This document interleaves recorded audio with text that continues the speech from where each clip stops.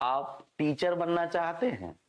यदि आप टीचर बनना चाहते हैं तो क्या चाइल्ड डेवलपमेंट एंड पेडागोजी के क्वेश्चन में आपको कंफ्यूजन होता है, मैथ आपको परेशान करती है, या भाषाओं को समझने में दिक्कत होती है, कहीं रीजनिंग या एसएसटी के सवाल आपको उलझाते हैं? अगर ऐसा है तो वर्धनम एकेडमी लेकर आया है शिक्षक भर्ती परीक्षा के महत्वपूर्ण बैचेज, जिसमें एक्सपर्ट फैकल्टी आपको एक साथ पढ़ाएगी, अपने अपने विषय में अपने अनुभव के द्वारा सारे कंफ्यूजन समाप्त करेगी और आपको बेहतर समझ के साथ तैयार करेगी शिक्षक भर्ती परीक्षा के लिए, ताकि जो कंफ्यूजन है वो खत्म हो, कॉन्सेप्ट अच्छा हो, प्रॉब्लम सॉल्विंग अप्रोच आपके अंदर डेवलप हो और आप अपनी परीक्षा में अधिकतम अंक प्राप्त कर सके। क्योंकि शिक्षक पात्रता परीक्षा में जो अभ्यर्थी अपीयर हो रहे हैं, कई विषयों के कारण उनकी पकड़ थोड़ी कमजोर होने के कारण वो अपने टारगेट क्वेश्चन को अचीव नहीं कर पाते। अगर ऐसी दिक्कतें आपके साथ हैं तो वर्धनम एकेडमी के नए बैचेस के साथ जुड़कर आप अपनी सफलता को सुनिश्चित कर सकते हैं और बेहतर तरीके से अपने गोल को अचीव कर सकते हैं। तो वर्धनम एकेडमी न्यू बैच अपनी टीम के साथ आप तक पहुंचा रहा है डिजिटल प्लेटफॉर्म के माध्यम से और सिखा रहा है आपको रियल क्लास की तरह, ताकि आप श्योर शिक्षक बन सकें। इसलिए आपको तेजी से बिना देरी किए हुए वर्धनम एकेडमी के इस डिजिटल प्लेटफॉर्म पर जुड़कर अपने भविष्य को सुनहरा बनाएं।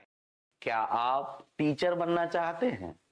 यदि आप टीचर बनना चाहते हैं तो क्या चाइल्ड डेवलपमेंट एंड पेडागोजी के क्वेश्चन में आपको कंफ्यूजन होता है, मैथ आपको परेशान करती है, या भाषाओं को समझने में दिक्कत होती है, कहीं रीजनिंग या एसएसटी के सवाल आपको उलझाते हैं? अगर ऐसा है तो वर्धनम एकेडमी लेकर आया है शिक्षक भर्ती परीक्षा के महत्वपूर्ण बैचेज, जिसमें एक्सपर्ट फैकल्टी आपको एक साथ पढ़ाएगी, अपने अपने विषय में अपने अनुभव के द्वारा सारे कंफ्यूजन समाप्त करेगी और आपको बेहतर समझ के साथ तैयार करेगी शिक्षक भर्ती परीक्षा के लिए, ताकि जो कंफ्यूजन है वो खत्म हो, कॉन्सेप्ट अच्छा हो, प्रॉब्लम सॉल्विंग अप्रोच आपके अंदर डेवलप हो और आप अपनी परीक्षा में अधिकतम अंक प्राप्त कर सके। क्योंकि शिक्षक पात्रता परीक्षा में जो अभ्यर्थी अपीयर हो रहे हैं, कई विषयों के कारण उनकी पकड़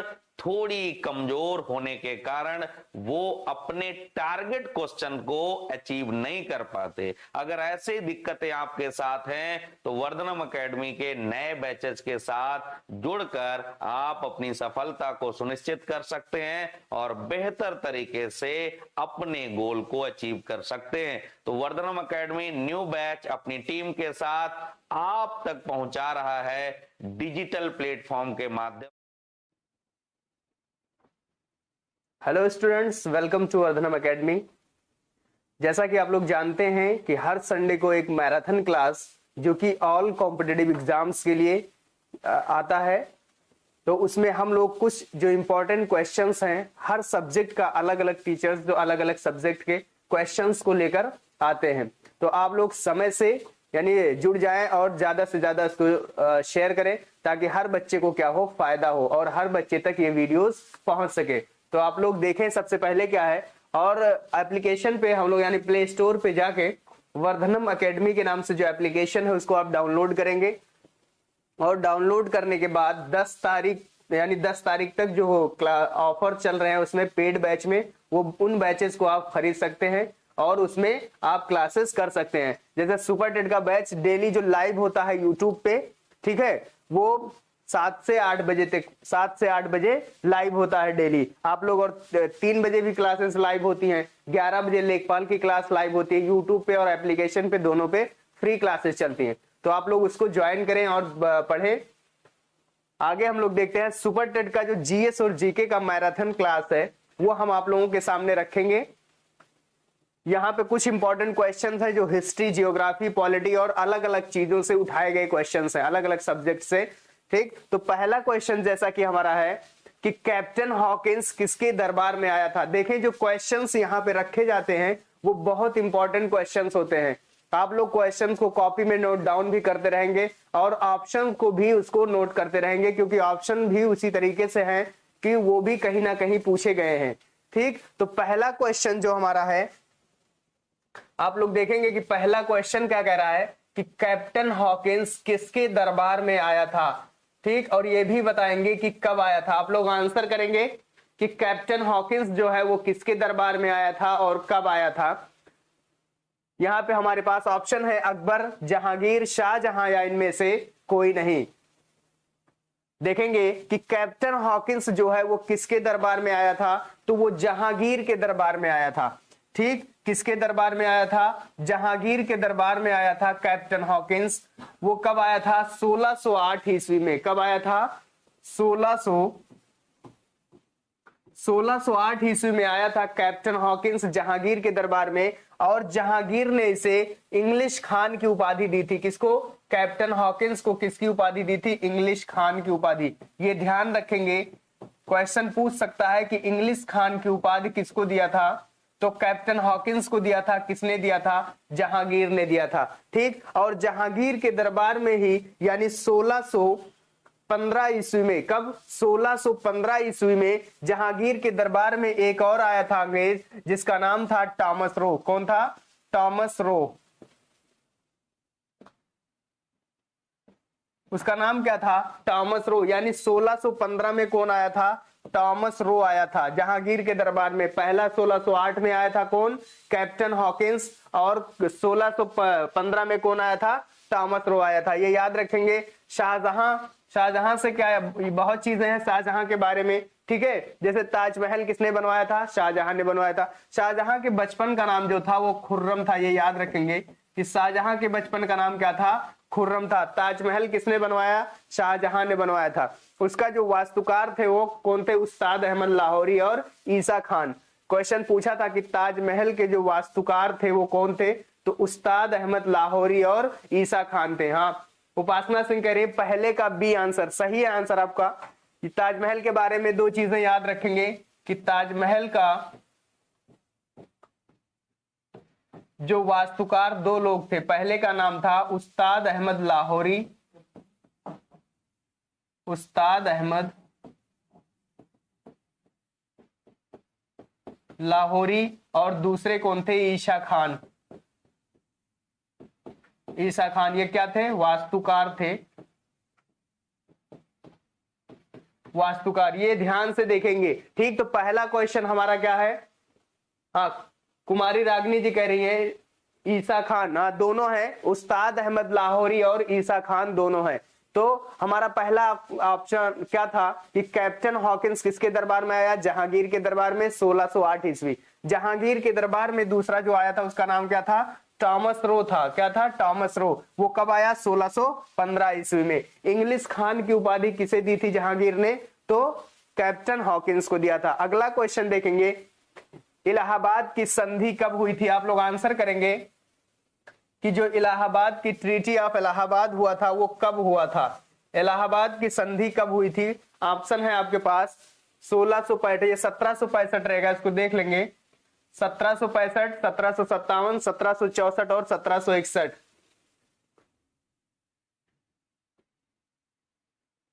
अगला क्वेश्चन करेंगे, इलाहाबाद की संधि कब हुई थी। देखें क्वेश्चन जो है बहुत इंपॉर्टेंट क्वेश्चन है, आप क्वेश्चन को नोट डाउन करते रहेंगे और ऑप्शन भी साथ में करते रहेंगे। जो सुपर टेट लेखपाल के जो बैचेस, जो लेखपाल की जो वैकेंसी आई है या सुपर टेट के जो वैकेंसीज आने वाली हैं, उसमें ये क्वेश्चंस बहुत ही कारगर साबित होंगे। आप लोग इसको नोट डाउन करते रहेंगे, हर ऑप्शंस को टच करते हुए चलेंगे। ठीक, ऑप्शंस को भी लिखते रहेंगे अपने कॉपी में।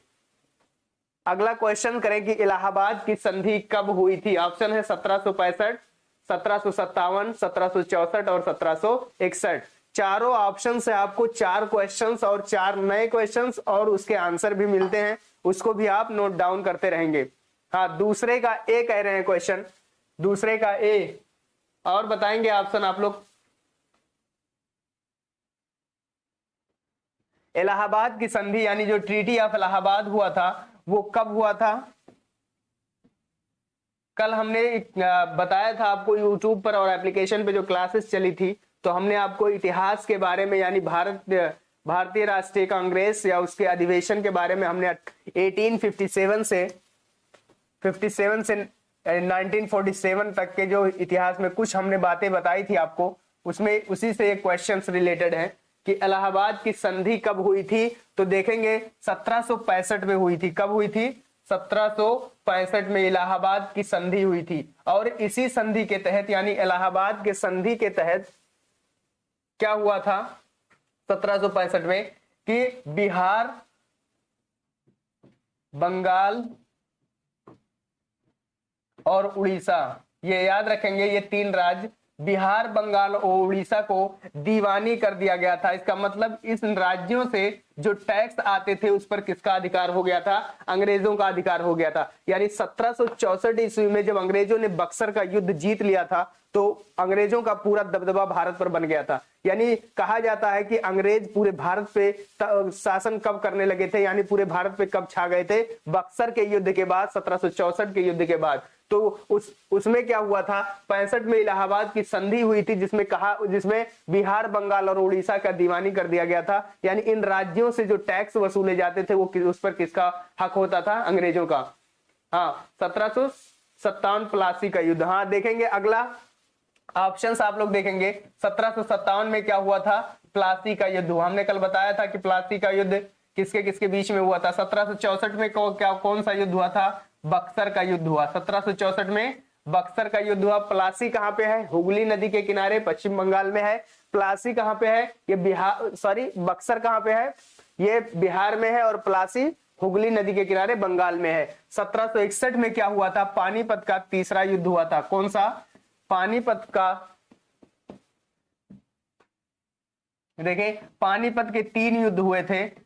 1761 का कौन सा था? तीसरा था। पहला युद्ध जो हुआ था वो कब हुआ था? 1526। और दूसरा हुआ था 1556 में हुआ था। कब हुआ था? 1556 में, ये याद रखेंगे। और तीसरा 1761 में हुआ था। पानीपत का पहला युद्ध 1764 में बक्सर का युद्ध हुआ। 1757 में प्लासी का युद्ध हुआ। 1761 में पानीपत का तीसरा युद्ध हुआ था। और 1526 में क्या हुआ था? पहला पानीपत का युद्ध। 1556 में दूसरा हुआ था और 61 में तीसरा हुआ था। ये ऑप्शंस आप लोग देखते रहेंगे। हाँ, 1761 में क्या हुआ था? पानीपत का थर्ड बार। तो पानीपत का तीनों याद रखेंगे साथ में। अगला क्वेश्चन देखेंगे, सहायक संधि के जनक कौन थे? ध्यान से देखें क्वेश्चन और आंसर करेंगे कि सहायक संधि जो है उसके जनक कौन है। Who is the father of subsidiary alliance, यानी सहायक संधि का जनक किसे कहा जाता है? ऑप्शन है आपके पास डुप्ले, वेलेजली, दोनों या इनमें से कोई नहीं।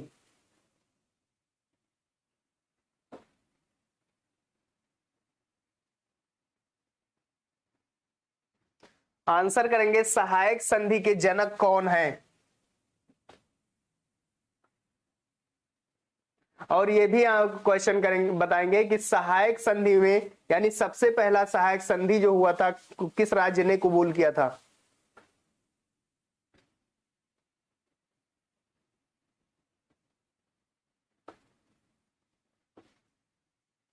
सहायक संधि के जनक कौन है?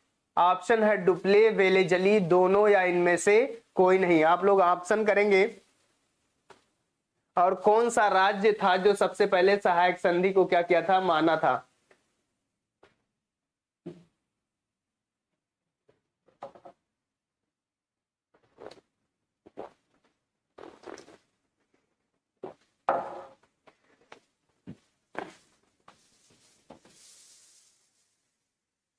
हाँ, कुमारी रागनी जी कह रही है थर्ड का बी।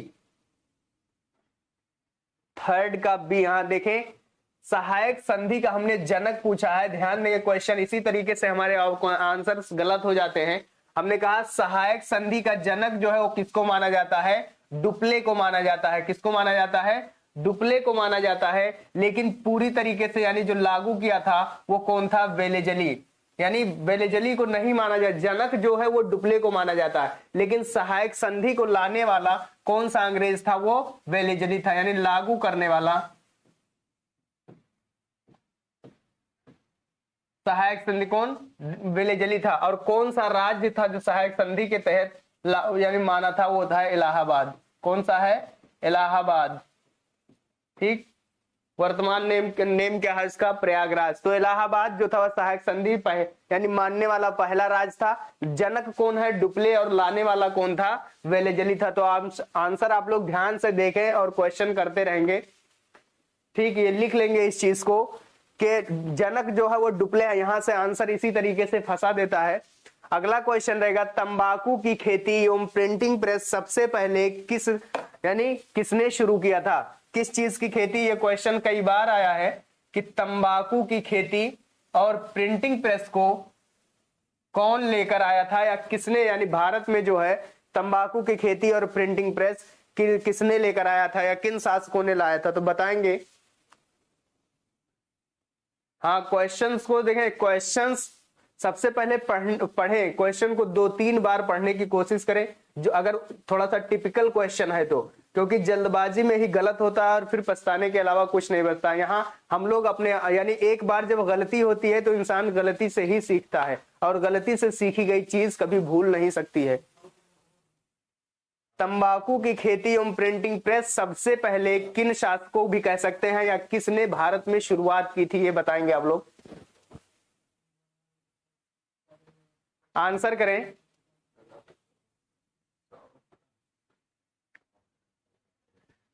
तंबाकू की खेती देखेंगे, तंबाकू की खेती एवं प्रिंटिंग प्रेस जो है सबसे पहले किसने शुरू किया था।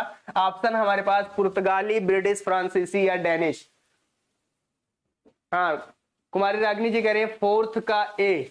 हाँ, फोर्थ का ए सही है, यानी तंबाकू की खेती सबसे पहले किसने शुरू किया था, तो पुर्तगालियों ने शुरू किया था। किसने, पुर्तगाल शासकों ने सबसे पहले क्या शुरू किया, तंबाकू की खेती शुरू की थी और प्रिंटिंग प्रेस। यानी ये ध्यान देना, ये दोनों चीजें ये इंपॉर्टेंट है। प्रिंटिंग प्रेस और तंबाकू की खेती सबसे पहले किसने किया, पुर्तगाल शासकों ने किया था। पुर्तगाल जो शासक थे वो भारत में सबसे पहले कौन आए थे, पुर्तगाली 1498 ईस्वी में। उसका नाम क्या था, वास्को डिगामा। क्या था, वास्को डिगामा था उसका नाम, वास्को डिगामा। 1498 ईस्वी में भारत के समुद्री मार्ग की खोज उसने किया था, और भारत में आया, यानी उसमें केरल में कालीकट बंदरगाह पर, ठीक है, और यहाँ से मसालों को लेकर गया था, और उन मसालों को वहां पे यानी जाकर पुर्तगाल में यानी यूरोप में वो बेचा, और कितने गुना मुनाफा कमाया था, तो ये भी याद रखेंगे, उसने 60 गुना मुनाफा कमाया था। कितना, 60 गुना मुनाफा कमाया था, प्रॉफिट हुआ था उसको। तो सबसे पहले पुर्तगाली आए थे 1498 ईस्वी में, और उन्होंने ही तंबाकू की खेती और प्रिंटिंग प्रेस क्या किया था, भारत में इजाद किया था। हाँ देखें, ज्यादा से ज्यादा शेयर कर देंगे, क्योंकि क्वेश्चंस जो हैं वो बहुत इंपॉर्टेंट क्वेश्चंस हैं, आप लोग लिखते भी रहेंगे इसमें। हाँ, वास्को डिगामा, हाँ ये वास्को डिगामा ही लिखा है, देखें वास्को डी और ये गामा का साइन है, शॉर्टकट में लिख सकते हैं वास्को डिगामा। ठीक, और ब्रिटिश कब आए थे, यानी ब्रिटिश अगर पूछा जाए, ब्रिटिश ईस्ट इंडिया कंपनी की जो स्थापना हुई थी वो 1600 ईस्वी में हुई थी। ब्रिटिश ईस्ट इंडिया कंपनी की स्थापना कब हुई, 1600 ईस्वी में, और 1607 में वो भारत आई थी, यानी वो कंपनी कब आई भारत में, 1607 में आई थी। ठीक, ये सब चीजें थी। फ्रांसीसी भी आए थे और डेनिश भी आए थे। अगला क्वेश्चन देखेंगे कि ब्रह्म समाज की स्थापना किसने की थी। देखे, ये यहाँ पे समाज सुधार से क्वेश्चन हर एग्जाम में आते हैं, ध्यान देंगे कि समाज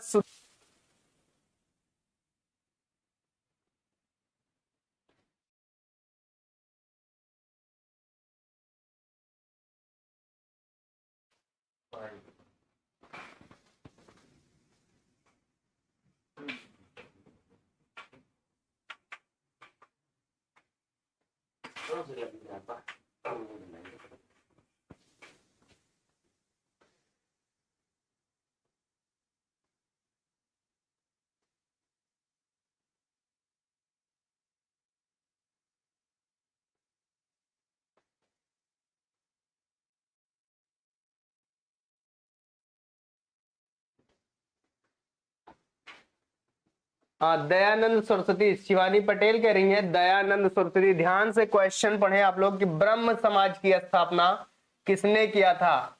क्वेश्चन क्या पूछ रहे हैं हम? ब्रह्म समाज की स्थापना किसने किया था? ऑप्शन है दयानंद सरस्वती, राजा राम मोहन राय और स्वामी विवेकानंद और मैडम ब्लावाटस्की। ठीक, ध्यान देंगे इधर। ब्रह्म समाज की स्थापना किसने करें? 5 का बी करें, 5 का बी आंसर करें। 5 का बी सही आंसर। ब्रह्म समाज की जो स्थापना है वो किसने किया था? राजा राम मोहन राय ने किया था। किसने किया था? राजा राम मोहन राय ने किया था। देखिए, दयानंद सरस्वती ने आर्य समाज की स्थापना, दयानंद सरस्वती ने किसकी किया था? आर्य समाज की स्थापना किया था दयानंद सरस्वती। अगर क्वेश्चन आएगा आर्य समाज की स्थापना दयानंद सरस्वती ने किया था, और ब्रह्म समाज की स्थापना आएगा तो राजा राम मोहन राय। हमारा ऑप्शन ये सही रहेगा। स्वामी विवेकानंद ने रामकृष्ण मिशन की स्थापना किया था। किसकी?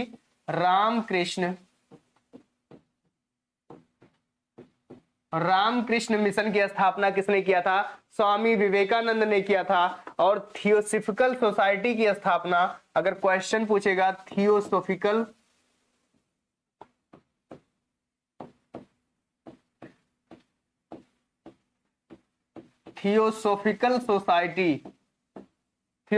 सोसाइटी की स्थापना किसने किया था? तो मैडम ब्लावाटस्की और आलकार्ट ने किया था। किसने किया था? मैडम ब्लावाटस्की, और यहीं पे एक नाम और बढ़ा लेंगे, किसने किया था? आलकार्ट ने किया था। मैडम ब्लावाटस्की और आलकार्ट ने किसका स्थापना किया था? तो किसका? थियोसॉफिकल सोसाइटी की स्थापना की थी। दयानंद सरस्वती ने आर्य समाज की स्थापना की, राजा राम मोहन राय ने ब्रह्म समाज की स्थापना की। ठीक है, तो ब्रह्म, और ये भी याद रखेंगे कि ब्रह्म समाज की स्थापना कब की गई थी? तो 1828 ईस्वी में की गई थी। कब? 1828 यानी 1828 में किया गया था ब्रह्म समाज की स्थापना। आर्य समाज की स्थापना दयानंद सरस्वती ने किया था। दयानंद सरस्वती का मूल नाम उनका क्या था? मूल शंकर था। इनका याद रखेंगे, इनका नाम क्या था? मूल शंकर, यानी इनके बचपन का नाम क्या था? मूल शंकर था। दयानंद सरस्वती के बचपन का नाम क्या था? मूल शंकर था। राजा राम मोहन राय को आधुनिक शिक्षा का अग्रदूत कहा जाता है। ये क्वेश्चन कई बार पूछा गया है, आप लिख लेंगे कि राजा राम मोहन राय को क्या कहा जाता है? आधुनिक शिक्षा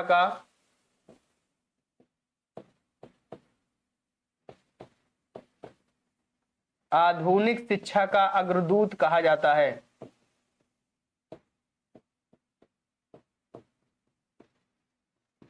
क्या कहा जाता है? आधुनिक शिक्षा का अग्रदूत किसे कहते हैं? राजा राम मोहन राय, जिन्होंने ब्रह्म समाज की स्थापना की। दयानंद सरस्वती ने आर्य समाज की स्थापना की। इनका नाम मूल शंकर था। एक नारा याद रखेंगे कि वेदों की ओर लौटो, किसने कहा था? दयानंद सरस्वती ने कहा था। क्या कहा था उन्होंने? वेदों की ओर लौटो, वेदों की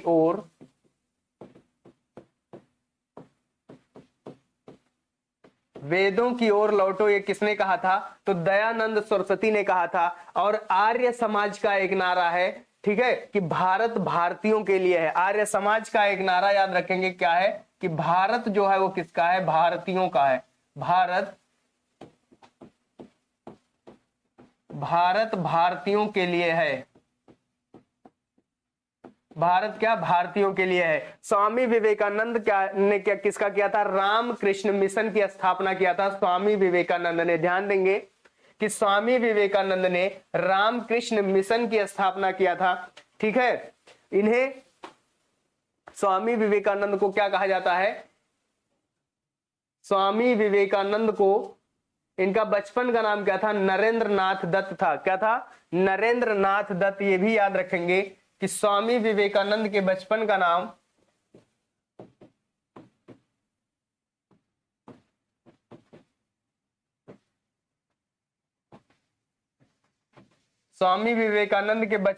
क्या था? नरेंद्र नाथ दत्त था। ये याद रखेंगे, नरेंद्र नाथ। स्वामी विवेकानंद के बचपन का नाम नरेंद्र नाथ दत्त था। इन्हें क्या कहा जाता है? तूफानी हिंदू। क्या कहा जाता है? क्वेश्चन आएगा, तूफानी हिंदू किसे कहा जाता है? तो स्वामी विवेकानंद को कहा जाता है। इन्हें तूफानी हिंदू किसे कहा जाता है? स्वामी विवेकानंद को कहा जाता है। ये ध्यान रखेंगे, भारत यानी सुभाष चंद्र बोस ने इन्हें भारत का आध्यात्मिक गुरु भी कहा है। हाँ, कुमारी रागनी जी कह रहे हैं नरेंद्र नाथ दत्त, सही आंसर। यानी भारत का आध्यात्मिक गुरु यानी किसने कहा है? सुभाष चंद्र बोस ने। किनको? विवेकानंद जी को। तो ये भी याद रखेंगे, भारत के आध्यात्मिक गुरु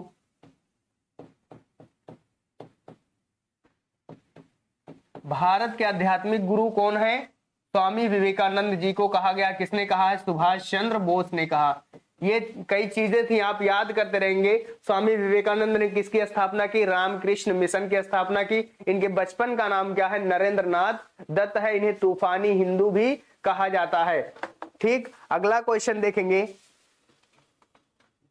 हाँ, और दयानंद के बारे में, आर्य समाज की स्थापना। ये नारा जरूर याद रखेंगे कि भारत भारतीयों के लिए है। ये किसका नारा है? तो आर्य समाज का नारा है। लेकिन अगर कहेगा वेदों की ओर लौटो तो किनका नारा है? ये दयानंद सरस्वती का नारा है। ठीक, और मैडम ब्लावाटस्की आलकाट ने किसकी स्थापना किया था? थियोसोफिकल सोसाइटी की स्थापना। ठीक, और ब्रह्म राजा राम मोहन राय को क्या कहा जाता है?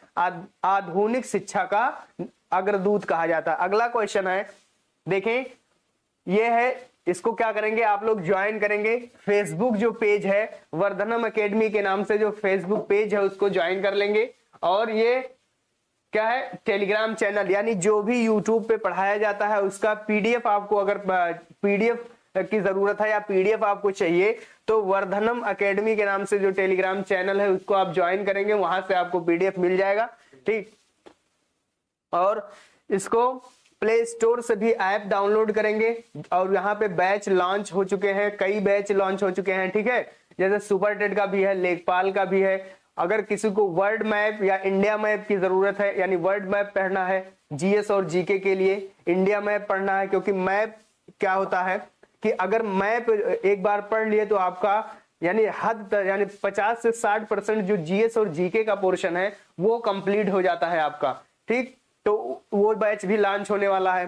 तो और उसके बारे में, अगर बैच के बारे में कोई जानकारी अगर लेनी है या कोर्सेज के बारे में कुछ जानकारी लेना है तो ये ऑनलाइन बैच जो स्टार्ट हुए इसी नंबर पे कांटेक्ट करके आप पता कर सकते हैं। ठीक, अगला क्वेश्चन है, देखें, पागलपंथी विद्रोह, ये जनजातीय विद्रोह जो हुए थे। ठीक है, यहाँ जैसे किसान विद्रोह हुआ, क्रांतिकारी आंदोलन का पहला चरण, दूसरा चरण हुआ, ये सब जब हम पढ़ाएंगे आपको भारतीय इतिहास के बारे में तो आपको बताएंगे कि जनजातीय विद्रोह कितने हुए थे और किसने किसने कहां कहां से किया था। तो उससे क्वेश्चन उठाया गया, क्योंकि विद्रोह से एक क्वेश्चन जरूर आता है। ठीक, तो जनजातीय विद्रोह से बताएंगे आप पागलपंथी विद्रोह किसने किया था। ठीक है, पागलपंथी विद्रोह किससे संबंधित है या किसने किया था? आप लोग आंसर करें। ऑप्शन है आपके पास कर्ण शाह, गोमधर कुंवर, सिंधु कान्हू, जतारा भगत। आंसर करेंगे, क्या है? पागलपंथी विद्रोह किसने किया था? तो कर्ण शाह, गोमधर कुंवर, या सिंधु कान्हू, या जतारा भगत।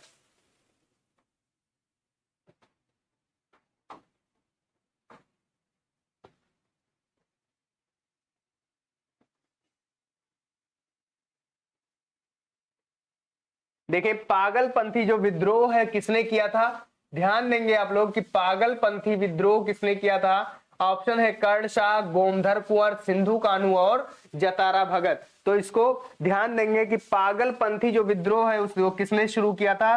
तो कर्ण शाह ने शुरू किया था। किसने किया था? कर्ण शाह ने शुरू किया था। और कहां से शुरू किया था? ये बंगाल में। ठीक है, बंगाल में कर्ण शाह ने कौन सा विद्रोह किया? पागलपंथी विद्रोह। यह विद्रोह जनजातीय विद्रोह है, यह भी याद रखेंगे। यहाँ शिवानी पटेल करिए, ये सही है आंसर। जनजातीय विद्रोह है पागलपंथी। ठीक, गोमधर कुंवर जो है उन्होंने, यानी गोमधर कुंवर ने क्या किया था? इन्होंने भी विद्रोह किया था। किसना? आहोम विद्रोह। नाम याद रखेंगे, आहोम विद्रोह। आहोम विद्रोह किसने किया था? गोमधर कुंवर ने किया था। और ये किस जगह से स्टार्ट किए थे? आसाम से। ठीक, ये जनजातीय विद्रोह है, ये याद रखेंगे। गोमधर कुंवर आहोम विद्रोह कहां से स्टार्ट किया था? आसाम से स्टार्ट किया था। सिंधु कान्हू, ये इन्होंने झारखंड से स्टार्ट किया था। इनका नाम था संथाली विद्रोह। कौन सा? हम लोग जानते भी हैं कि झारखंड में संथाल, मुंडा और हो 3 तरीके की जनजातियां पाई जाती हैं। तो संथाली विद्रोह हुआ था। कौन सा विद्रोह? संथाली विद्रोह कहां से हुआ था? झारखंड से हुआ था।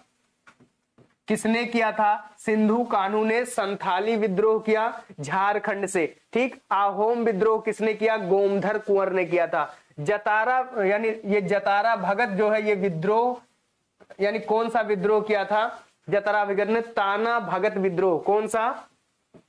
याद रखेंगे, ताना भगत विद्रोह। ताना भगत विद्रोह किसने किया था? जतारा भगत ने किया था। ठीक। ये कहां से स्टार्ट हुआ था? तो ये भी झारखंड से स्टार्ट हुआ था। कहां से? झारखंड से। ये याद रखेंगे आप लोग। झारखंड में एक कौन सा? संथाली विद्रोह सिंधु कान्हू ने किया था। ताना भगत विद्रोह जतारा भगत ने किया था झारखंड से। आहोम विद्रोह गोमधर कुंवर ने किया था आसाम से। ठीक। और पागलपंथी विद्रोह जो है वो कर्ण शाह ने किया था बंगाल से। ये और बहुत सारे विद्रोह जनजातीय हुए हैं, लेकिन जो इंपॉर्टेंट है वही चीज ऑप्शन में हम उठा के उसको रखते हैं और इसको आप नोट डाउन भी करते रहेंगे। ठीक। अगला क्वेश्चन है, अली मुल्शियर ने कौन सा विद्रोह किया था? अब देखिए, अली मुल्शियर जो है ये किसान विद्रोह है। ये जितने ऑप्शन में हम रखे हैं ये किसानों का विद्रोह है, यानी किसानों के लिए जो विद्रोह किया गया था या किसानों ने यानी अपने हक के लिए जो विद्रोह उठाया किया था ये वो विद्रोह का नाम है। ठीक है। उसमें से अली मुल्शियर एक थे जिन्होंने एक विद्रोह किया था। उनका वो बताएंगे कि कौन सा विद्रोह था और उसका नाम क्या है। हमारे पास ऑप्शन है अवध किसान सभा, मोपला, बारदौली और बिहार किसान सभा। आप लोग आंसर करेंगे। हाँ 6 का ए, हाँ 6 का ए सही था। 6 का ए सही था आप लोगों का। अगला क्वेश्चन करेंगे, अली मुल्शियर ने कौन सा विद्रोह किया? ये ध्यान से क्वेश्चन को देखें और करें कि अली मुल्शियर जो थे वो कौन सा विद्रोह उन्होंने किया था। और उसके बाद चारों ऑप्शंस भी आप लोग लिखते रहेंगे।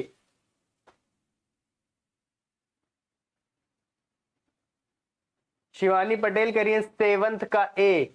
क्वेश्चन को देखकर आंसर लगाएं और आंसर करेंगे आप लोग। अली मुल्शियर ने कौन सा विद्रोह किया था? अवध किसान सभा या मोपला विद्रोह या बारदौली विद्रोह या बिहार किसान सभा?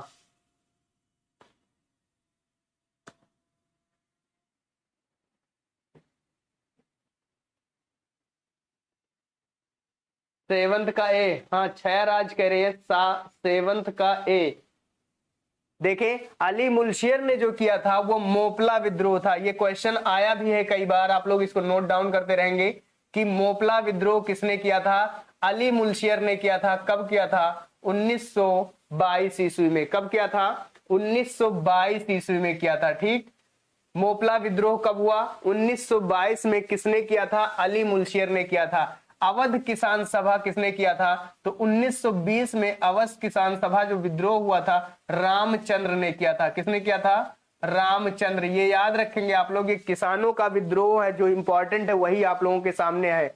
हाँ ईशानी राय करिए 7th का ए। तो ए नहीं सही है, बी। ठीक है। अली मुल्शियर ने क्या किया था? मोपला विद्रोह 1922। अवध किसान सभा 1920 में किया गया था, रामचंद्र ने किया था। बारदौली के बारे में आप लोग जानते भी हैं, 1927 में बारदौली सत्याग्रह भी हुआ था जिसको सरदार पटेल ने किया था। किसने? सरदार पटेल। और एक क्वेश्चन और याद रखना कि सरदार पटेल को यानी अटल पटेल जी को क्या सरदार की जो उपाधि दी गई थी वो बारदौली की महिलाओं ने ही दिया था। ठीक है। बारदौली की महिलाओं ने किस चीज की उपाधि दी थी? सरदार की। तो 1927 में बारदौली जो सत्याग्रह या जो विद्रोह हुआ था वो सरदार पटेल में हुआ था। बिहार किसान सभा बताएंगे आप लोग। बिहार किसान सभा कब हुआ था? ये 1929 में हुआ था। कब हुआ था? 1929 में बिहार किसान सभा क्या होता? विद्रोह हुआ था। हाँ देखें, ऑप्शन आप लोग चारों देखते चलेंगे। पहला अवध किसान सभा 1920, मोपला विद्रोह मिलशेर ने किया 1922, बारदौली 1927 में हुआ था सरदार पटेल, बिहार किसान सभा किसने किया था 1929 में हुआ था। अगला देखें, अगला क्वेश्चन, हाँ कुमारी रागनी जी सेवंथ का बी करी है, सेवंथ का बी हाँ सही आंसर है। अगला है राजनीतिक भिक्षा का काल किसे कहते हैं। ये क्वेश्चन आया है एक बार, ठीक है, ये क्वेश्चन पूछा गया है कि राजनीतिक भिक्षा का काल, किस काल को राजनीतिक भिक्षा का काल कहा जाता है, या किस साल को, कितने साल को, अभी हम बताते हैं आपको। आप आंसर करेंगे कि राजनीतिक भिक्षा का काल किस टर्म को, किस पीरियड को कहा जाता है। आपके पास ऑप्शन है 85 से 90, 1901 को, 1911 को, या 1896 को। किसको कहा जाता है राजनीतिक भिक्षा का काल।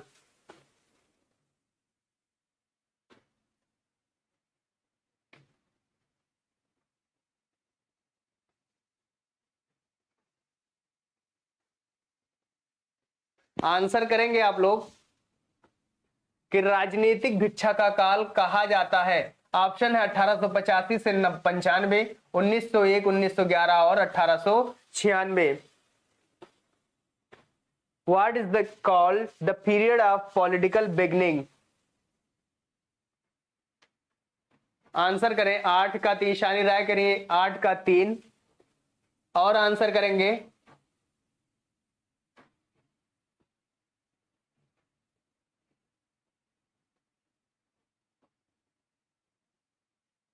देखें, राजनीतिक भिक्षा का जो काल होता है, यानी जब कांग्रेस का अधिवेशन हुआ, कांग्रेस का जब गठन हुआ, कब हुआ था 1885 में। कब हुआ 1885 में हुआ।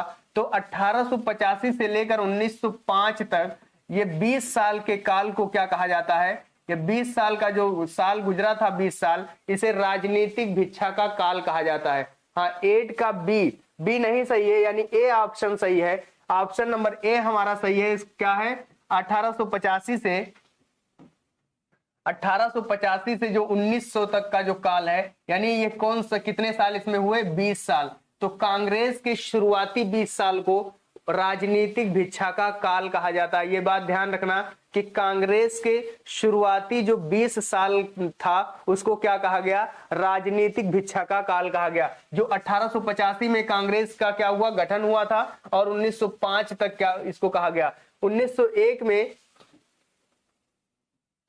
यहां से याद रखेंगे 1911 और 1896, ठीक। तो 1901 में क्या हुआ था, मित्र मेला की, यानी जिसे अभिनव भारत कहा जाता है, क्या मित्र मेला की स्थापना की गई। मित्र मेला, ये क्वेश्चन अभी पेट में भी आया था कि अभिनव भारत की स्थापना वो मिलान में था, यानी अभिनव भारत की स्थापना किसने किया था, उसे हम मित्र मेला भी कहते हैं, ये याद रखें।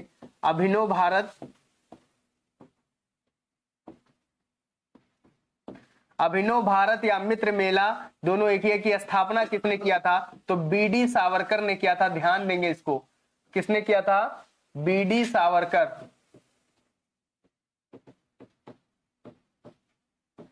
1901 में किसकी स्थापना हुई, मित्र मेला की स्थापना हुई। हाँ मित्र मेला की स्थापना कब हुई, या अभिनव भारत की स्थापना किसने किया, बीडी सावरकर ने किया था। 1911 से याद रखेंगे, ठीक है। 1911 में क्या हुआ था, 1911 में यानी जब पहली बार दिल्ली दरबार लगी थी, क्या लगी थी, पहली बार दिल्ली दरबार। उस समय जो अंग्रेज का वायसराय था वो हार्डिंग यानी लॉर्ड हार्डिंग था। 1911 में जब दिल्ली दरबार लगा था तो उसमें यानी दिल्ली को राजधानी बनाया गया था, 1912 में बनाया गया। तो यहाँ पे लिख लेंगे कि दिल्ली दरबार कब लगाया गया था, पहली बार, यानी पहली बार दिल्ली दरबार लगाया गया 1911 में, जिसमें क्या क्या चीजें हुई थी, राजधानी में दिल्ली को बनाया गया था, ठीक है, और से बिहार से झारखंड को क्या कर दिया गया था, अलग कर दिया गया था। तो ये बात ध्यान में देंगे। 1896 में याद रखेंगे कि 1896 में पहली बार, जब 1896 में कांग्रेस का अधिवेशन हुआ, क्या हुआ था, कांग्रेस का अधिवेशन हुआ था, तो उसमें पहली बार वंदे मातरम गाया गया था। क्या गाया गया था, हम जब कांग्रेस का अधिवेशन आपको बताएंगे तो टोटल शुरू से लेकर कांग्रेस एक अलग टॉपिक है, उस टॉपिक में सब चीजें हमको पढ़नी रहती हैं। तो यहाँ पे अभी हम लोग सिर्फ देखेंगे कि 1896 में वंदे मातरम पहली बार गाया गया था। रहमतुल्लाह सयानी अध्यक्षता कर रहे थे। कौन? रहमतुल्लाह सयानी। ये ध्यान रखेंगे कि उस समय अध्यक्षता कौन कर रहे थे? रहमतुल्लाह सयानी। 1896 कांग्रेस के अधिवेशन में वंदे मातरम पहली बार गाया गया था। ये क्वेश्चन हर ऑप्शन को आप लोग देखते चलेंगे और टच करते चलेंगे। ठीक, आगे देखें। बाल गंगाधर तिलक ने महाराष्ट्र में कौन सा महोत्सव चालू किया? ये भी क्वेश्चन आया था। ठीक है, ये क्वेश्चन मिलान के तौर पे आया था कि बाल गंगाधर तिलक ने महाराष्ट्र में 2 महोत्सव किया था, यानी 2 पूजा स्टार्ट किया था महोत्सव। वो कौन कौन से हैं आप लोग बताएंगे? हमारे पास ऑप्शन है गणपति महोत्सव, शिवाजी महोत्सव, अभिनव भारत, इनमें से कोई नहीं। आप लोग आंसर करें। अभिनव भारत के बारे में अभी हमने आपको बताया कि अभिनव भारत को हम मित्र मेला भी कहते हैं। उसकी स्थापना किसने किया था? बीडी सावरकर ने किया था। ठीक, इसमें याद रखेंगे कि किसने किया था? बीडी सावरकर ने किया था। इसकी स्थापना सावरकर, बीडी सावरकर ने किया था अभिनव भारत की। हमारा ऑप्शन आंसर क्या रहेगा कि बाल गंगाधर तिलक ने महाराष्ट्र में कौन सा महोत्सव चालू किया? शिवानी पटेल कह रही है ए, और आंसर करेंगे? हाँ, कुमारी रागनी जी कह रही है 9th का ए। देखें, हमको याद होना चाहिए कि बाल गंगाधर तिलक ने महाराष्ट्र में जो महोत्सव किया था वो एक महोत्सव नहीं था, 2 महोत्सव था। कितना था? 2। और ये दोनों था, यानी गणपति महोत्सव और अब शिवाजी महोत्सव, ये दोनों महोत्सव चालू किए थे। किसने? बाल गंगाधर तिलक ने दोनों महोत्सव चालू किया था। ये दोनों याद रखेंगे आप लोग। ठीक, एक को चालू किया था 1893 में। ठीक, और दूसरे को चालू किया था किसमें? 1895 में। तो ये भी याद रखें, पहला चालू किया था कब? 1893, और दूसरा चालू किया था 1895 में। ये याद रखेंगे, दोनों महोत्सव चालू किया गया था। हाँ, बबीता कह रही है कि बी सही है। आप आंसर, क्वेश्चन नंबर डाल के आंसर करें कि किस चीज का बी सही है। बाल गंगाधर तिलक ने, तो यहां याद रखेंगे आप लोग, दोनों महोत्सव उन्होंने स्टार्ट किया था। कौन कौन? गणपति महोत्सव और दूसरा शिवाजी महोत्सव। गणपति और शिवाजी महोत्सव को किसने स्टार्ट किया था? बाल गंगाधर तिलक ने। ये 1893 में हुआ था और ये 1895 में हुआ था। ये डेट भी याद रखेंगे, क्वेश्चन आया है। अभिनव भारत की स्थापना किसने किया? किसने किया? बीडी सावरकर ने किया था। ठीक, तो दोनों ऑप्शन सही है, ये दोनों ऑप्शन सही है। इस पे दोनों पे टिक कर लेंगे आप लोग। अगला क्वेश्चन हमारा है, लोकसभा के अध्यक्ष और उपाध्यक्ष की चर्चा किस आर्टिकल में है? आप लोग आंसर देखें, ये पॉलिटी से क्वेश्चन है। देखें, पॉलिटी से क्वेश्चंस आते हैं, जो आर्टिकल्स इंपॉर्टेंट हैं उन आर्टिकल्स के बारे में आप लोग पढ़ें, और हम ऑप्शंस में वही आर्टिकल रखते हैं। हम बार बार जितने भी यूट्यूब पे हमने जो क्लासेस दिए हैं, जो 20-20 प्रश्न या 10-10, 15-15 क्वेश्चंस जो उसमें दिए हैं, वो 15 क्वेश्चंस या 20 क्वेश्चंस नहीं है। उसको अगर आप ध्यान से देखेंगे, ठीक है, तो हर ऑप्शन में एक क्वेश्चन आपको जरूर नजर आएगा। और वो ऐसा नहीं है कि बस ऐसे नॉर्मली रखा गया है, वो क्वेश्चन किसी ना किसी एग्जाम में पूछा गया है या किसी ना किसी एग्जाम में पूछे जाने की क्या है उम्मीद। ऐसा रहता है कि क्वेश्चंस कुछ होते हैं जो कभी नहीं पूछे गए हैं। ठीक, कुछ आर्टिकल्स ऐसे हैं, कुछ ऐसे हैं जो कहीं ना कहीं पूछे गए हैं। तो आप लोग आंसर करेंगे, लोकसभा के अध्यक्ष और उपाध्यक्ष की चर्चा किस आर्टिकल में है? आंसर करें, लोकसभा के अध्यक्ष और उपाध्यक्ष की चर्चा किस आर्टिकल में है?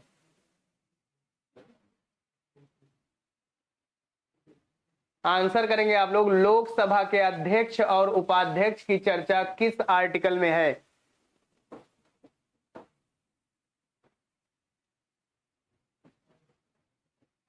लोकसभा के अध्यक्ष और उपाध्यक्ष की चर्चा किस आर्टिकल में है? आप लोग आंसर करें।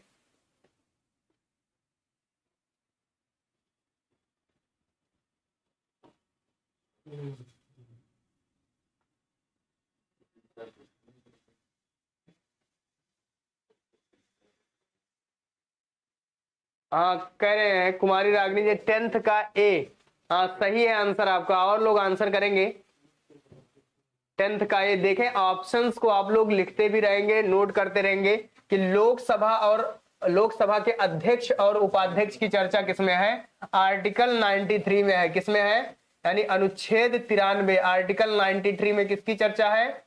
लोकसभा के अध्यक्ष और उपाध्यक्ष की चर्चा है। उसके बाद हम देखेंगे अनुच्छेद 110 में किसकी चर्चा है?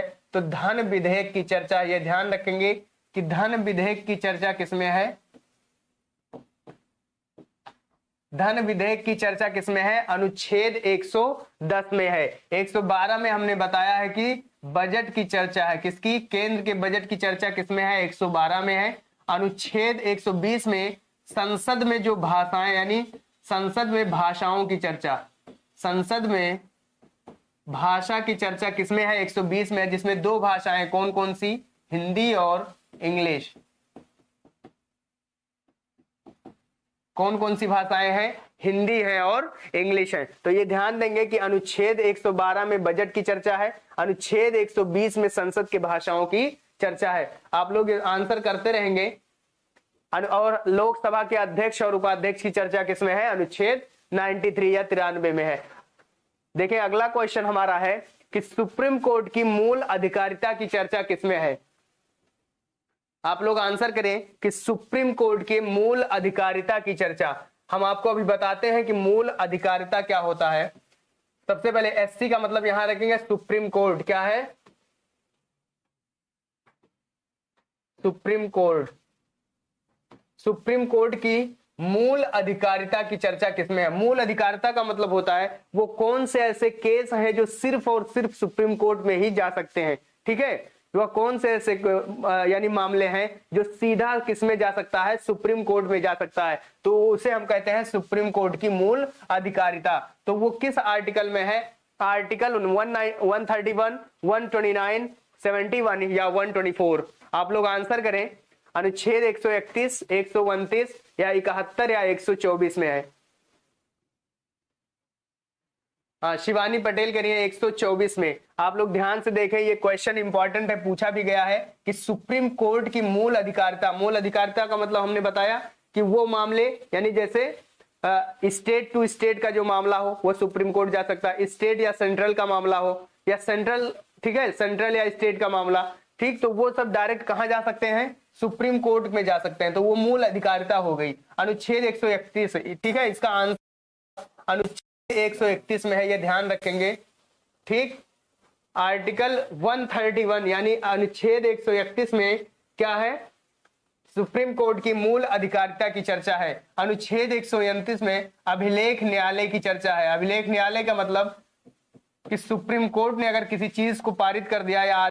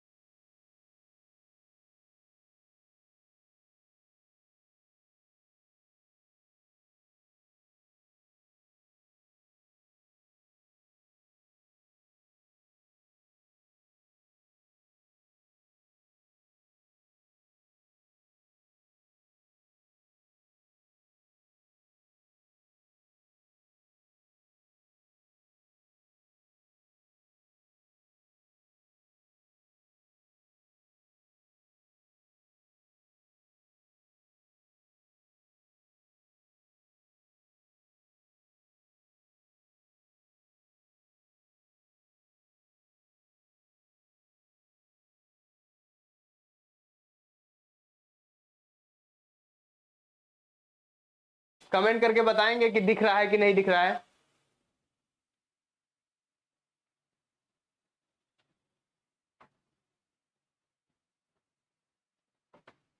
हाँ, कमेंट करके बताएंगे कुछ दिख रहा है या नहीं दिख रहा है अभी। देखिए, सुप्रीम कोर्ट की मूल अधिकारिता की जो चर्चा है वो किसमें है? अनुच्छेद 131 में हमने बताया। अनुच्छेद 129 में हमने क्या बताया? अभिलेख न्यायालय की चर्चा है, ठीक। और अनुच्छेद 71 में क्या है? हाँ, दिख रहा है, ठीक है, ध्यान देंगे आप लोग। अनुच्छेद 71 में क्या है? राष्ट्रपति और उपराष्ट्रपति का जो विवाद है, चुनाव विवाद, वो डायरेक्ट सुप्रीम कोर्ट में जा सकता है। उसके बाद अनुच्छेद 124 में किसकी चर्चा है? सुप्रीम कोर्ट की चर्चा। क्वेश्चन आएगा सुप्रीम कोर्ट की चर्चा किसमें है? 124 में। अगर पूछेगा हाई कोर्ट की चर्चा किसमें है, तो देखें हम बता रहे हैं कि 124 में किसकी चर्चा है? सुप्रीम कोर्ट की। और अगर इसी को क्या कर दिया जाए, 2 को इधर कर दिया जाए, 1 को इधर, यानी 214 में किसकी चर्चा हो जाएगा? हाई कोर्ट की चर्चा। तो ये बात ध्यान देंगे आप लोग। देखें, ये 124 है, अगर 2 को क्या कर दिया जाए, 2 को अगर इधर कर दिया जाए तो किसकी चर्चा हो जाएगी? हाई कोर्ट की चर्चा हो जाएगी। आगे देखें हम क्वेश्चन, अरुणाचल प्रदेश में कितने दर्रे हैं? दर्रों के नाम देखो, दर्रे से भी क्वेश्चन आता है, झरने से भी क्वेश्चन आता है, यानी झीलों से क्वेश्चन आता है, नेशनल पार्क से क्वेश्चन आता है। तो हर क्वेश्चन हम आपके सामने रखते हैं, ठीक। अरुणाचल प्रदेश में कितने दर्रे हैं, ये चीज बताएंगे। दर्रों से एक क्वेश्चन आता है, आप लोग बताएं कि अरुणाचल प्रदेश में कितने दर्रे हैं, या उन दर्रों के नाम कौन कौन से? ऑप्शन आपके सामने है, दिफू, यांगयाप, दोनों, नाथुला या जयलेपला।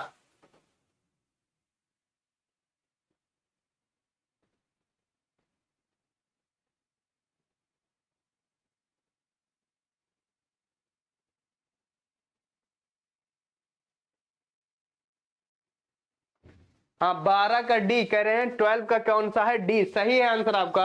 छयाराज कह रहे हैं कि 12 का डी।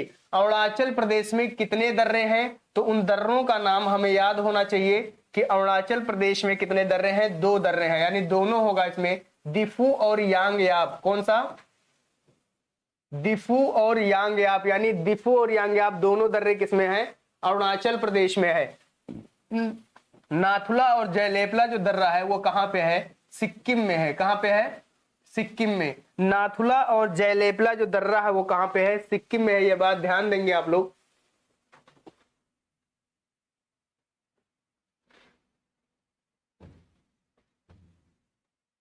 नाथुला और जयलेपला, जैसे हम देखेंगे ये क्या है?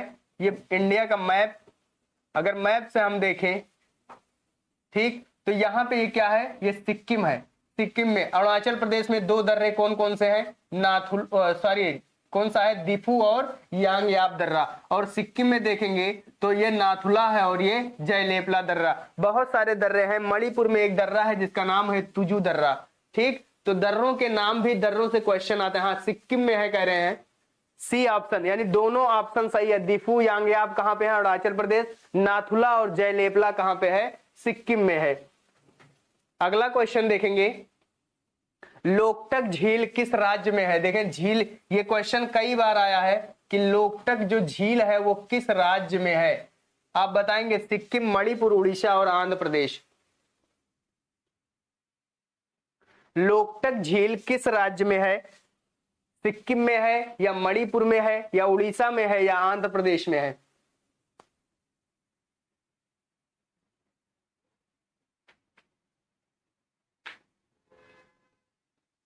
थर्टीन का बी कह रही हैं, किसमें है? मणिपुर में। हाँ, और बताएंगे, ऑप्शन करेंगे आप लोग। मणिपुर। तो लोकटक झील के बारे में अभी और एक चीज याद रखेंगे कि लोकटक झील कहां पे है? मणिपुर में है। कहां पे? मणिपुर में एक झील है जिसका नाम है लोकटक झील, और इस झील पे एक राष्ट्रीय उद्यान है, यानी नेशनल पार्क है, उसका नाम है कैबुल लामजाओ। क्या नाम है? कैबुल लामजाओ, ठीक है। ये राष्ट्रीय उद्यान है।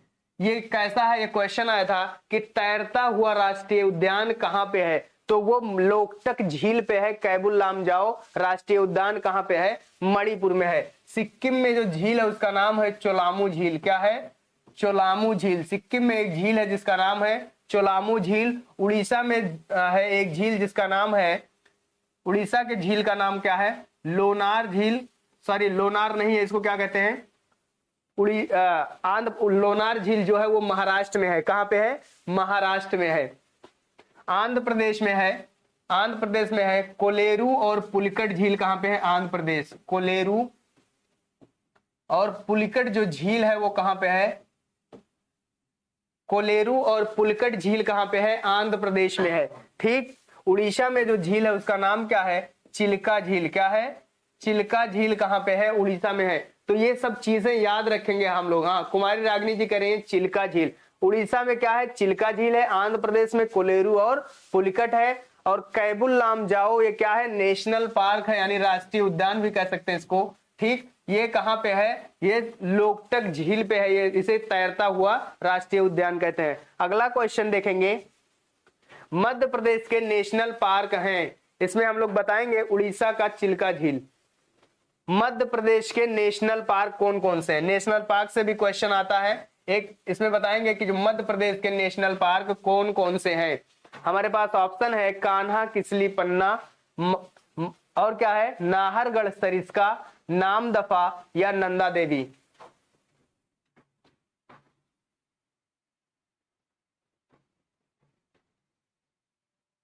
बताएं, मध्य प्रदेश के नेशनल पार्क के नाम बताएंगे आप लोग।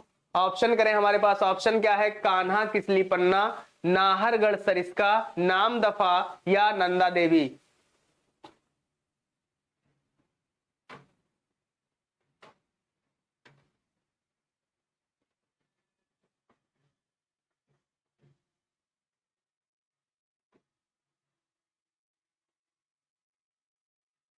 मध्य प्रदेश के नेशनल पार्क के नाम देखेंगे यहाँ पे कि मध्य प्रदेश में कौन कौन से नेशनल पार्क हैं। तो सबसे पहले हम लोग देखेंगे कि मध्य प्रदेश में कान्हा, किसली, पन्ना ये कहां पे है? मध्य प्रदेश के नेशनल पार्क हैं। Kanha national park, Kisli national park. हाँ, 14th का एक है सही आंसर, कान्हा, किसली, पन्ना। और एक और याद रखेंगे, बांधवगढ़। कौन सा? बांधवगढ़। बांधवगढ़ जो नेशनल पार्क है वो भी कहां पे है? मध्य प्रदेश में है। नाहरगढ़ और सरिस्का ये कहां पे है? राजस्थान में है। कहां पे? नाहरगढ़, सरिस्का, केवलादेव सब कहां पे है? राजस्थान में है। नाहरगढ़, सरिस्का, केवलादेव राजस्थान में है। नामदफा और दिहांग, दिहांग इसको याद रखेंगे कहां पे है? अरुणाचल प्रदेश में है। कहां पे? अरुणाचल प्रदेश। अरुणाचल प्रदेश में कौन सा है? नामदफा और दिहांग, दिहांग ये भी याद रखेंगे। दिहांग, दिहांग। दिहांग, दिहांग नेशनल पार्क कहां पे है? अरुणाचल प्रदेश में। Namdapha national park Arunachal Pradesh. नाहरगढ़, सरिस्का, केवलादेव, ठीक है, रणथंभौर ये सब कहां पे है? राजस्थान में है। और कान्हा, किसली, पन्ना, बांधवगढ़ कहां पे है? मध्य प्रदेश में। एक क्वेश्चन पूछेगा बांदीपुर नेशनल पार्क कहां पे है? तो वो कर्नाटक में है। कहां पे? Bandipur national park Karnataka. बांधवगढ़ कहां पे है? मध्य प्रदेश। नंदा देवी, राजाजी, जिम कार्बेट,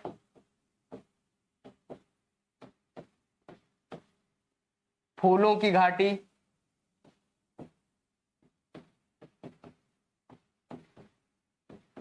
ये सब ने कहां पे है? राजाजी, नंदा देवी, जिम कार्बेट, फूलों की घाटी किस राज्य में है? तो ये किसमें? उत्तराखंड में है। कहां पे है? उत्तराखंड में। ये याद रखेंगे कि उत्तराखंड के जो नेशनल पार्क हैं कौन कौन से? नंदा देवी, राजाजी, जिम कार्बेट, फूलों की घाटी। तो ये सारी चीजें आपको इंपॉर्टेंट बताई जा रही है। देखें इसमें कितना हम लोग नेशनल पार्क याद कर लिए हैं, 4 राज्यों यानी 4-5 राज्यों के। तो इसी तरीके से आप पूरे राज्यों का भाई याद कर सकते हैं। ठीक। अगला क्वेश्चन हमारा है मॉन्ट्रियल प्रोटोकॉल किस देश में हुआ था? ये क्वेश्चन आपको बताना है कि मॉन्ट्रियल जो प्रोटोकॉल है वो किस देश में हुआ था। मॉन्ट्रियल प्रोटोकॉल किस देश में हुआ था ये आप बताएं।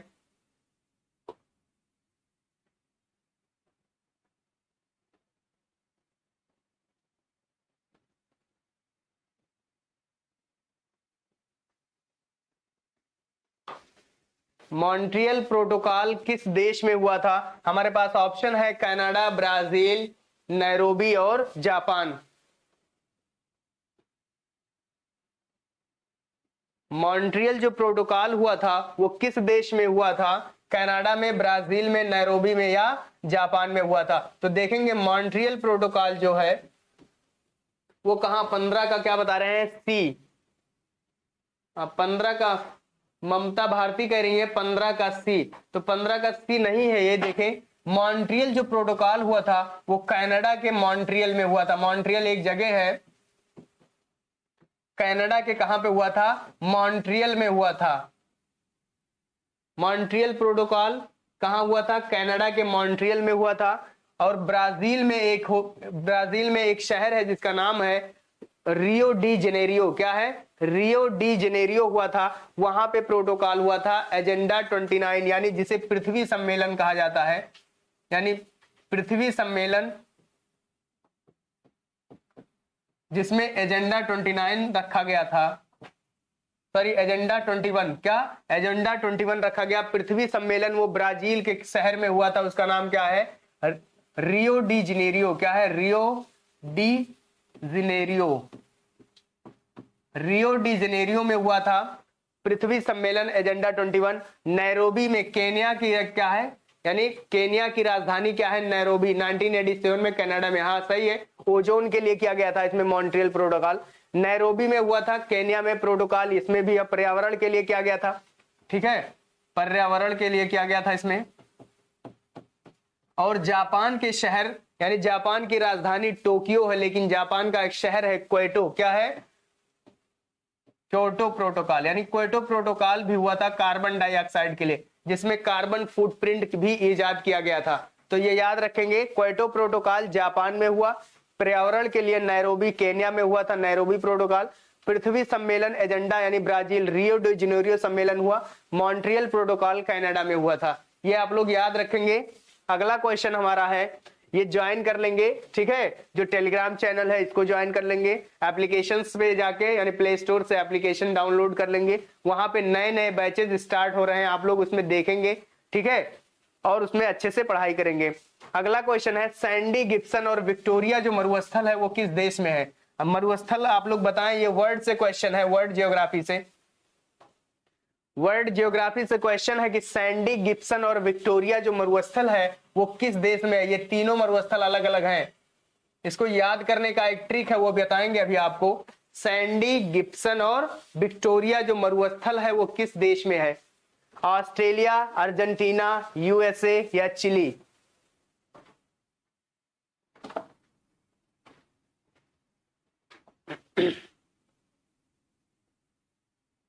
बताएं, सैंडी गिब्सन और विक्टोरिया मरुस्थल किस देश में है? आंसर करेंगे आप लोग।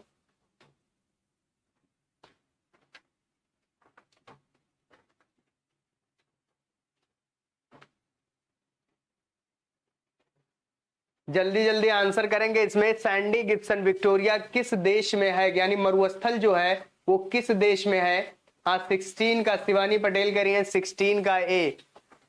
और बताएं आंसर।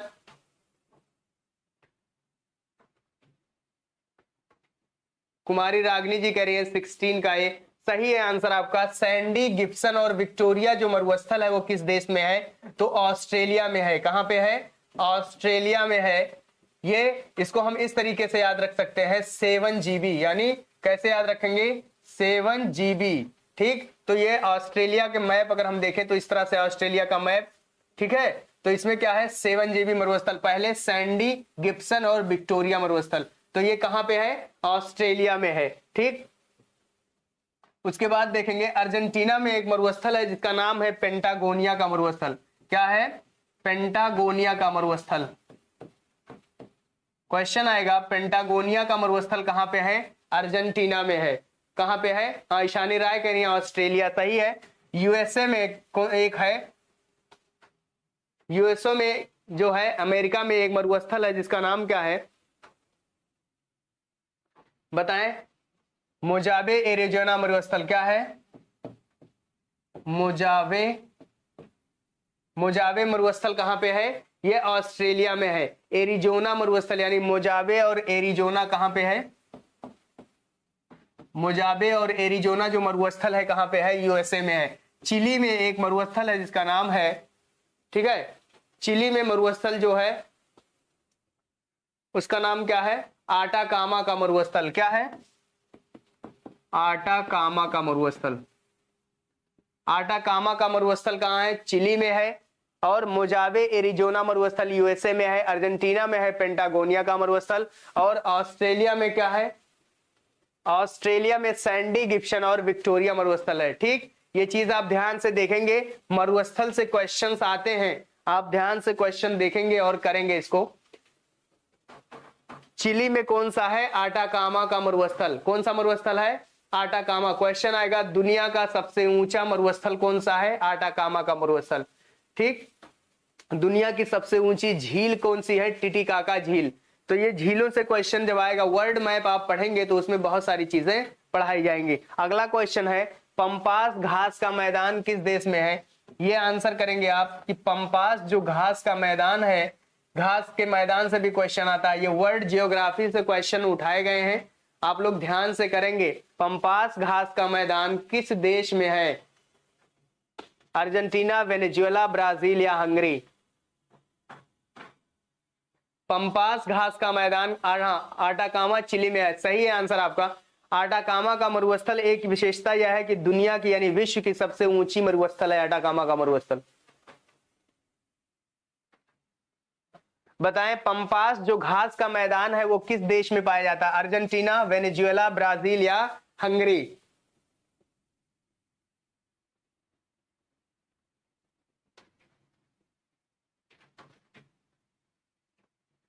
हाँ, ब्राजील। शानी राय कह रही है ब्राजील में। देखें, पंपास घास का मैदान जो है वो कहां पाया जाता है? अर्जेंटीना में पाया जाता है। कहां पे? अर्जेंटीना में पाया जाता है। ब्राजील में जो पाया जाता है वो कंपोज घास का मैदान है। कौन सा? यहां पे हम लोग कंफ्यूज हो जाते हैं। कंपोज क्या है? कंपोज घास का मैदान कहां पाया जाता है? ब्राजील में। ठीक, और पंपास जो घास का मैदान है वो कहां पाया जाता है? वो अर्जेंटीना में पाया जाता है। वेनेजुएला में जो पाया जाता है उसका नाम है वेनेजुएला लानोज घास का मैदान। कहां पे है? लानोज। लानोज घास के मैदान से एक क्वेश्चन जरूर रहता है। लानोज घास का मैदान कहां पाया जाता है? वेनेजुएला में। अर्जेंटीना में पाया जाता है पंपास घास का मैदान और ब्राजील में पाया जाता है कंपोज घास का मैदान। अगर हम देखें दक्षिणी अमेरिका का, अगर हम मैप बनाए इस तरह से, तो ऐसे दक्षिणी अमेरिका ये है। ठीक, दक्षिणी अमेरिका में यहां पे है वेनेजुएला। क्या है? वेनेजुएला। ये पूरा है ब्राजील। ठीक, कौन सा है? ब्राजील। ये अर्जेंटीना है और यहीं पे क्या है? ये है चिली, हमारा देश है। तो यहां से देखेंगे आप कि यहां पे यह है वेनेजुएला। वेनेजुएला में क्या पाया जाता है? लानोज घास का मैदान। क्या है? लानोज। ब्राजील में क्या है? कंपोज। कंपोज। और अर्जेंटीना में क्या है? क्या है? पंपास घास का मैदान।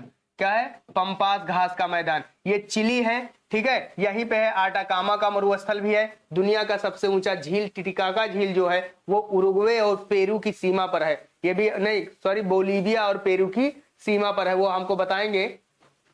हाँ, 17 का ए कह रहे हैं अर्जेंटीना में। सही है आंसर। हंगरी में एक घास का मैदान है जिसका नाम है स्टेपीज घास का मैदान। क्या है? स्टेपीज घास का मैदान कहां पे है? हंगरी में है। स्टेपीज घास का मैदान कहां पे है? हंगरी में है। यह ध्यान से देखेंगे आप लोग।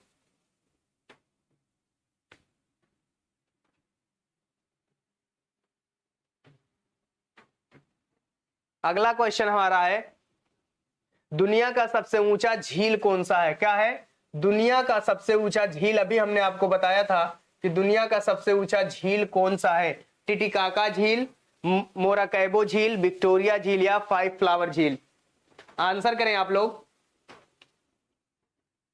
दुनिया का सबसे ऊंचा झील कौन सा है? ये आंसर करेंगे आप लोग।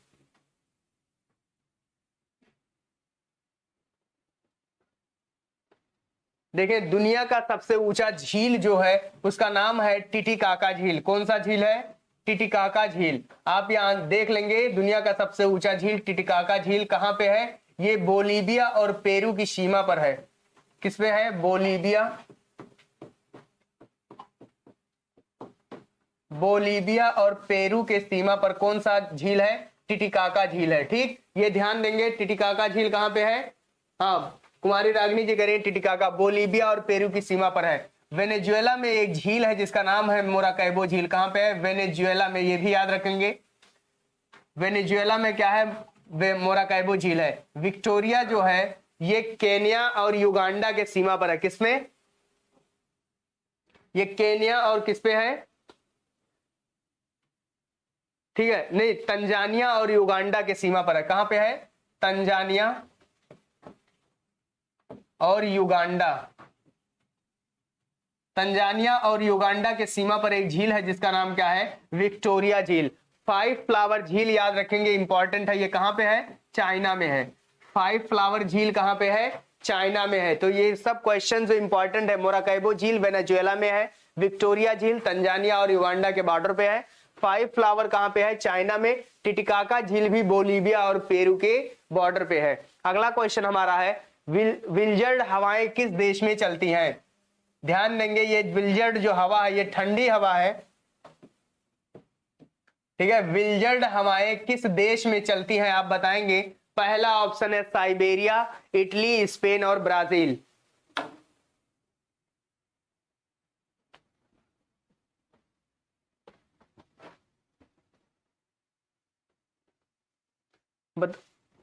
हाँ बताएंगे इसको, विल्जर्ड हवाएं किस देश में चलती हैं? साइबेरिया में या इटली में, स्पेन में या ब्राजील में? आप लोग आंसर करें इसको।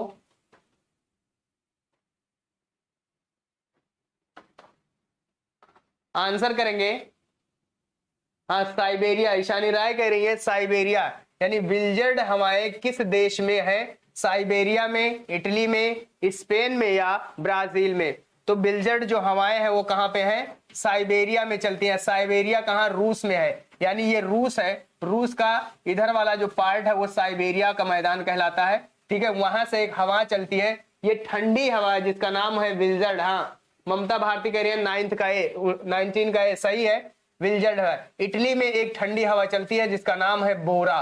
ठीक, इटली में जो हवा चलती है उसका नाम क्या है? बोरा। स्पेन में एक चलती है जिसका नाम है मिस्ट्रल। क्या नाम है? मिस्ट्रल। याद रखेंगे कि इटली में जो चलती है उसका नाम है मिस्ट्रल।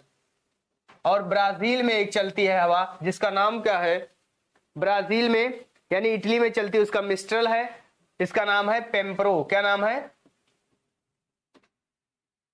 पेम्प्रो जो हवा चलती है, ठंडी हवा है, उसको कहां जो चलती है? ब्राजील में। स्पेन में जो चलती है उसका नाम मिस्ट्रल है, इटली में जो चलती है उसका नाम बोरा है। और विल्जर्ड हवाएं कहां चलती हैं? साइबेरिया में। आप लोग आंसर करेंगे एक क्वेश्चन का कि साइबेरिया की मोती किसे कहा जाता है। क्वेश्चन क्या है कि साइबेरिया की मोती किसे कहा जाता है?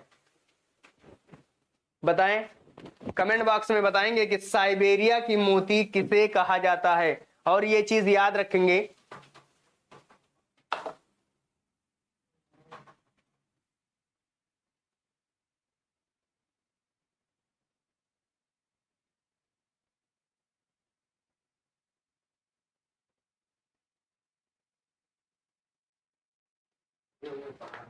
हाँ बताएंगे आप लोग साइबेरिया की मोती, आप लोग कमेंट करके बताएं। और अगला क्वेश्चन भी करें, सलाल और बलगिहार परियोजना किस नदी पर है? परियोजना से एक क्वेश्चन जरूर आता है। सलाल परियोजना और बलगिहार परियोजना किस नदी पर है? आप लोग क्वेश्चन करें और उसके बाद आप लोग तैयार रहिएगा साइकोलॉजी के लिए। क्वेश्चन पहले करें इसको कि सलाल और बलगिहार जो परियोजना है वो किस नदी पर है? चिनाब नदी, झेलम नदी, कृष्णा नदी या सतलज नदी?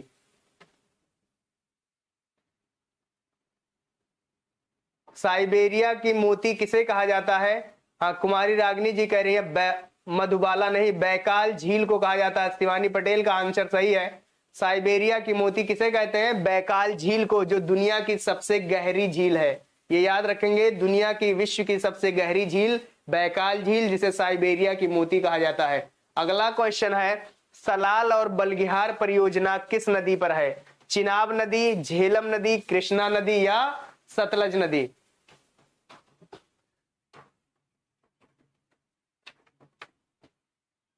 आंसर करेंगे आप लोग। हाँ इसका देखें, सलाल और बलगिहार जो परियोजना है वो किस नदी पर है? चिनाब नदी पर है। सलाल सतलज बलगिहार परियोजना चिनाब नदी पर है। झेलम नदी पर एक परियोजना है जिसका नाम है तुलबुल परियोजना। क्या है? तुलबुल परियोजना किस पे है? झेलम नदी पर है। कृष्णा नदी पर क्या है? शिव सुंदरम परियोजना किस पे है? शिव सुंदरम परियोजना या नागार्जुन परियोजना किस पे है? ये कृष्णा नदी पर है। सतलज नदी पर कौन है? भाखड़ा नांगल परियोजना। कौन सा है? भाखड़ा नांगल परियोजना किस पे है? सतलज नदी पर है। 20 का ए सही है आपका। सलाल परियोजना या बलगिहार कहां पे है? चिनाब नदी पर। ठीक, ये थे कुछ इंपॉर्टेंट क्वेश्चन। आप लोगों ने देखा होगा ये 20 क्वेश्चंस थे, लेकिन ये 20 क्वेश्चंस नहीं है। कितने हैं? लगभग 70 से 75 क्वेश्चन, क्योंकि हमने एक दो क्वेश्चन में सिर्फ ये ऑप्शन ये रखा कि इनमें से कोई नहीं या सभी या दोनों। ठीक, लेकिन तकरीबन कम से कम अगर देखा जाए तो 70 क्वेश्चन थे जो बहुत इंपॉर्टेंट क्वेश्चन है। ठीक, और इस क्वेश्चंस को आप लोग प्रैक्टिस करते रहेंगे, क्योंकि प्रैक्टिस ही इंसान को परफेक्ट बनाता है। कहा जाता है प्रैक्टिस मेक्स यानी परफेक्ट, यानी इंसान क्या बनाता है? प्रैक्टिस से परफेक्ट हो जाता है। आप लोग प्रैक्टिस करते रहेंगे ब्रूसली के इस कोट के साथ कि I fear not the man who has practised 10,000 kicks once, but I fear the man who has practised 1 kick 10,000 time. यानी ब्रूसली ने कहा था कि मैं उस आदमी से नहीं डरता हूं जिसने एक यानी 1000 पंच को एक बार प्रैक्टिस किया हो, लेकिन मैं उस आदमी से डरता हूं जिसने एक पंच को 1000 बार प्रैक्टिस किया हो। तो प्रैक्टिस का आपकी जिंदगी में, इंसान की जिंदगी में बहुत बड़ा रोल अदा करता है। आप लोग प्रैक्टिस करते रहेंगे और अपनी जिंदगी में एक मेंटर को बना के रखेंगे। मेंटर, मैं बता दूं कि मेंटर क्या होता है क्या? ठीक है, मेंटर अपनी जिंदगी में एक बना के रखें, क्योंकि मेंटर वो होता है, mentor is the one who change your life. Mentor is the one who teaches how to teach, यानी वो हमें ये सिखाता है कि क्या पढ़ना चाहिए। Mentor is the one who teaches how to live. ठीक है, मेंटर वो होता है जो हमें जीना सिखाता है। अपनी जिंदगी में एक मेंटर को जरूर बना के रखिएगा। और मेंटर के बारे में हम क्या बताएं आपको? मेंटर वो होता है जो दूसरों के लिए जीता है। Mentor is the one who care for others, mentor is the one who live for others. उसी तरीके से हमारी जिंदगी में या हम सभी लोगों की जिंदगी में जो यहाँ पे स्टूडेंट्स है वो देखते होंगे, हमारी जिंदगी में एक मेंटर है जिनका नाम हम आपको बताएंगे अभी। उनके लिए हम I want to dedicate 2 lines for one of my favorite mentor, my master, my facilitator, the psychologist, the mentalist, the elegant, the wonderful, the beautiful mister Vipin sir. उनके लिए हम 2 लाइनें आप लोगों को कहना चाहते हैं कि वो हमारी जिंदगी को किस तरह से बदलते हैं, और हम अब खुद रियलाइज किए हैं बहुत सारी चीजों में। उनके लिए 2 लाइन ये है कि जिनके किरदार से आती है सदाकत की महक। थोड़ा सा उर्दू वर्ड है उसमें। सदाकत का मतलब होता है सच्चाई, किरदार का मतलब होता है कैरेक्टर, यानी जिनकी किरदार से आती हो सदाकत की महक, उनके तदरीस से पत्थर भी पिघल सकता है। तदरीस का मतलब होता है टीचिंग। तो आप लोग टीचिंग से यानी साइकोलॉजी पढ़िए सर से, और उन अपनी जिंदगी में हम कह रहे हैं एक मेंटर को बना के रखिएगा। ठीक है, उनसे सलाह लीजिएगा। बहुत सारी चीजें आपको जिंदगी में सीखनी पड़ेगी। तो हम विपिन सर को बुलाते हैं। वो शख्स नहीं, आपस में शख्सियत है। वो आए और आप लोगों को साइकोलॉजी के बारे में बताएं। Thank you very much. आप टीचर बनना चाहते हैं?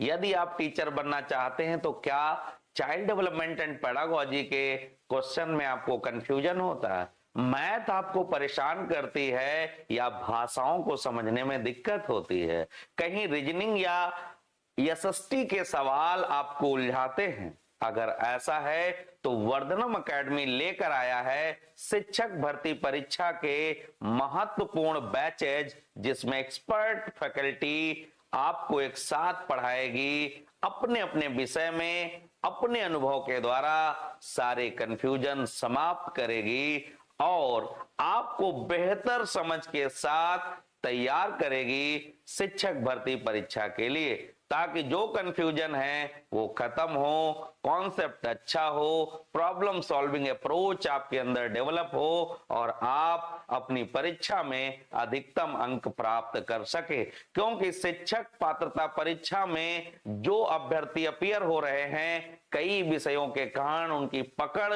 थोड़ी कमजोर होने के कारण वो अपने टारगेट क्वेश्चन को अचीव नहीं कर पाते। अगर ऐसी दिक्कतें आपके साथ हैं तो वर्धनम एकेडमी के नए बैचेस के साथ जुड़कर आप अपनी सफलता को सुनिश्चित कर सकते हैं और बेहतर तरीके से अपने गोल को अचीव कर सकते हैं। तो वर्धनम एकेडमी न्यू बैच अपनी टीम के साथ आप तक पहुंचा रहा है डिजिटल प्लेटफॉर्म के माध्यम से और सिखा रहा है आपको रियल क्लास की तरह, ताकि आप श्योर शिक्षक बन सकें।